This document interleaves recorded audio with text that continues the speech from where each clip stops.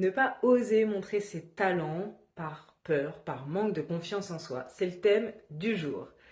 Alors, souvent, on confond manque de confiance en soi avec une incapacité plus profonde, plus enracinée à se positionner dans le monde. Et pour illustrer tout ça, je vais te raconter l'histoire d'un de mes clients qu'on va appeler Thomas, qui était un homme, qui est toujours un homme talentueux, réservé, rigoureux, qui aurait pu faire de l'illustration plus qu'un loisir, mais qui pendant des années s'est consacré, s'est contenté d'un emploi un peu raisonnable, en repoussant tout ce qui allait vers l'illustration. Et c'était pas une histoire de stratégie ou d'ambition mal placée, c'est vraiment une histoire de protection. Et comme souvent, ce qu'on protège, c'est pas seulement soi, c'est une mémoire.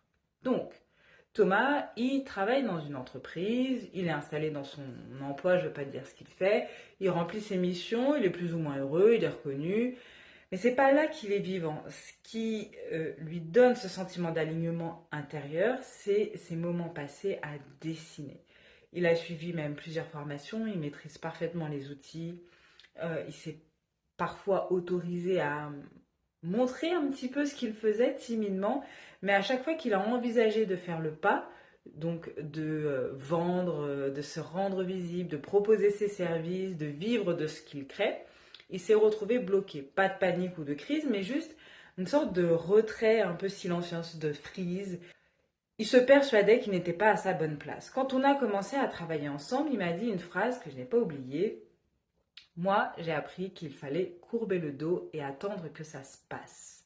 Et c'est exactement ce qu'il faisait dans sa vie. Courber, minimiser, attendre, pas parce qu'il n'y avait pas de motivation, mais parce qu'il y avait un réflexe qui était profondément ancré. Et ce réflexe était ancré depuis qu'il était enfant. Il a grandi dans un environnement où en fait le lien n'était pas du tout nourri ou exprimé. Il a su très jeune que sa naissance, elle n'était pas du tout désirée. Je pense même qu'il y avait du regret derrière. On lui a euh, avoué qu'on aurait dû l'avorter. Euh, voilà, c'est une information qui est revenue régulièrement dans sa vie. On lui a jamais dit, on lui a dit quand même, on lui a jamais dit qu'il dérangeait explicitement, mais dans son environnement, on lui a appris à se faire discret, à ne pas réclamer, à s'occuper vraiment seul. Il n'y avait pas d'espace de partage, pas de cadre émotionnel, il y avait peu de présence. Il a grandi seul dans sa chambre, à s'occuper, à dessiner, et avec ce sentiment finalement qu'il ne valait mieux rien attendre. Et donc ce type d'environnement crée souvent ce qu'on appelle un style d'attachement évitant. C'est un style, un système relationnel dans lequel on a appris que le lien il est potentiellement risqué, qu'il expose, qu'il déçoit et qu'il vaut mieux compter sur soi, se réguler, ne rien montrer de vulnérable. Donc quand il s'agit de s'exposer, de s'affirmer, de se positionner comme professionnel dans le monde de l'art, c'est pas juste un acte technique ou une étape de plus, c'est une menace inconsciente parce qu'on n'a jamais appris que le lien et la visibilité pouvaient coexister avec la sécurité. Et en fait, derrière euh, ça, il y avait aussi une histoire ancienne. Parce que quand on a poursuivi le travail en explorant son histoire familiale, il y a une autre pièce du puzzle qui s'est révélée. Dans sa famille, il y avait un personnage qui revenait souvent, qui était rarement évoqué directement, mais toujours entouré d'un certain malaise. C'était un arrière-grand-oncle qui était assez artiste, poète, voilà, et qui était considéré à part à l'époque. Il avait tenté de publier des textes, de prendre la parole, de défendre une vision, mais en fait ça s'est pas très bien passé. Il a été ruiné, il a été marginalisé, il a été moqué par les siens et il a fini isolé, presque rayé de la mémoire familiale. Et ce que Thomas portait sans le savoir, c'était cette phrase finalement euh, jamais réellement formulée, mais il aurait mieux fait de se taire, il aurait dû rester à sa place. Phrase qui est quand même revenue. Et c'est exactement ce qu'il faisait lui aussi, Thomas. Il restait à sa place. Il se contentait d'un emploi stable, d'un hobby discret, pas parce qu'il avait peur réellement de réussir, mais parce que son système familial, encore actif en lui, associait la réussite, l'expression libre, la différence à l'exclusion. Et ce que finalement cette histoire nous montre, c'est que les blocages, c'est pas une faiblesse personnelle, mais Ce sont souvent des mécanismes de protection qui sont construits autour de la fidélité à une histoire qu'on n'a pas choisie. À aussi une histoire qu'on a vécue, le style d'attachement évitant t'apprend à ne pas faire de vagues. Le transgénérationnel, là, te fait porter le poids de ceux qui, avant toi, ont souffert d'avoir voulu briller. Quand on parle de blocage, on imagine souvent un problème mental, une peur irrationnelle, un manque de volonté, mais la réalité, c'est que la plupart de ces blocages ne sont pas logiques, en tout cas dans notre logique, parce qu'ils ne viennent pas d'une réflexion, ils viennent d'un système beaucoup plus ancien, c'est le système nerveux, c'est-à-dire ta mémoire émotionnelle profonde. Et ce système, il n'agit pas pour te nuire, il agit pour te protéger. Même si cette protection, elle t'enferme, c'est quand même une protection. Et quand on a grandi avec un style d'attachement évitant comme Thomas, on a appris très tôt que montrer ses émotions, ses besoins ou même sa sensibilité via l'art, c'était soit inutile, soit dangereux. Le lien, il n'était pas nourri, les signaux émotionnels étaient ignorés, ils étaient punis. Et le résultat, c'est qu'on devient bon pour survivre seul, pour ne pas déranger, pour ne pas exister pleinement, pour ne pas se montrer, pour ne pas montrer ce qu'il y a en nous. Et ce conditionnement, il ne disparaît pas parce qu'on a grandi. Il reste actif, il reste silencieux, souvent invisible, et il te pousse à te contenir, à te retirer, à minimiser ce que tu offres. Pas parce que tu n'as pas confiance en réalité, mais parce qu'il y a une partie de toi qui est restée en mode protection, ce mécanisme de défense que tu as créé enfant. Et quand à ce style d'attachement s'ajoute une loyauté familiale inconsciente, tu portes en plus de tes propres protections, tu portes celles des générations avant toi. Et là, c'est plus un simple blocage, c'est un système entier émotionnel, familial, biologique qui freine pour que tu restes en sécurité, soi-disant. Mais on peut aller voir ce système doucement, évidemment, sans le brusquer et surtout sans culpabiliser. C'est pas toi qui es cassé, si c'est ton cas, si tu te reconnais, c'est ton histoire qu'on n'a jamais traduite. Et c'est là que les choses finalement deviennent puissantes. Parce que le jour où Thomas a reconnu cette mémoire, avec tout le travail qu'on a fait en hypnose régressive, etc., sans culpabilité mais avec lucidité, il a pu décider de ne plus répéter.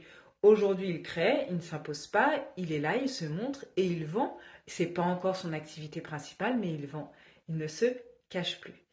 Donc, si tu te reconnais dans cette histoire, peut-être pas au niveau de l'art, t'as peut-être pas peur de réussir réellement, t'es peut-être juste en train de rester fidèle à un système qui t'a appris que prendre ta place et mettre le lien, et donc c'est un danger. Et ces systèmes, ils peuvent être regardés, travaillés, transformés pour finalement en faire un socle conscient. Si tu veux commencer à comprendre ce que tu portes et comment ton attachement influence ta manière d'entreprendre ou de créer, tu peux faire le quiz que j'ai mis en description. Il est gratuit et rapide.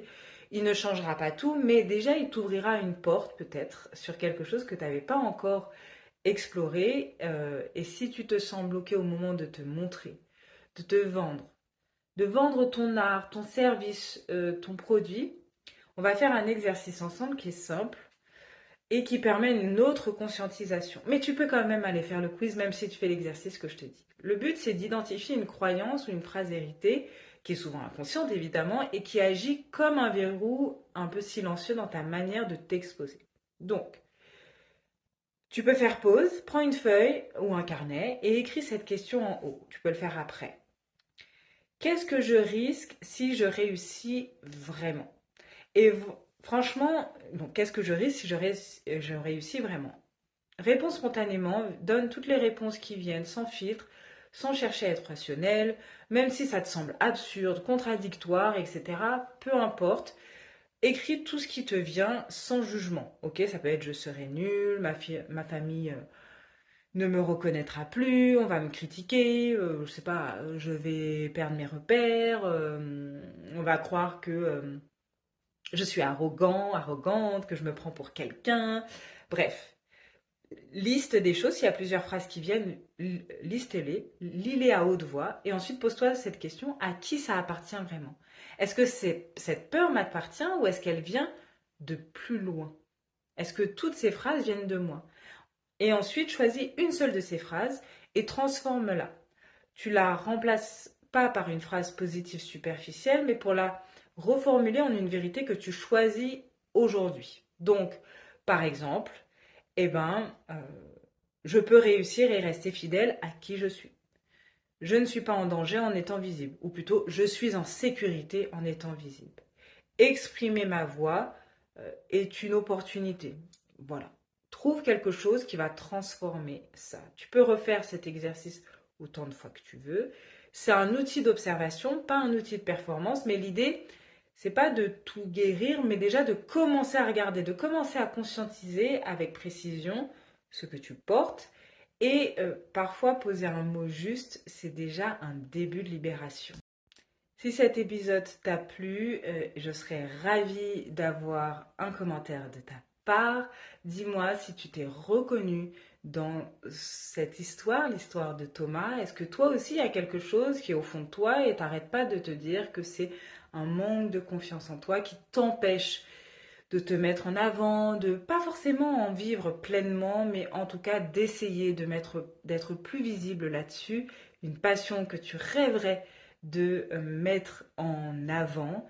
Peut-être que c'est écrire un livre, peut-être que c'est vraiment dans le domaine artistique, écrire un livre, peindre, dessiner, être illustrateur, graphiste, je ne sais pas. Peut-être que c'est autre chose, être danseur, faire de la photo ou pas forcément dans le domaine artistique, mais il y a quelque chose que tu aimes faire depuis des années, que tu gardes en hobby en te disant que tu n'as pas assez confiance en toi pour que ça devienne professionnel et du coup tu restes embourbé dans cette croyance que c'est un manque de confiance qui fait que tu ne peux pas te lancer.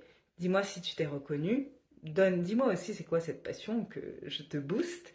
Et surtout, pense à faire le quiz gratuit, vraiment, qui va t'apporter plein de pistes pour savoir où tu en es, ce qu'il faut travailler chez toi, quel style d'entrepreneur tu es, où est-ce que ça bloque et pourquoi ça bloque. Et surtout, eh bien, abonne-toi, partage, like, tout ça, tout ça.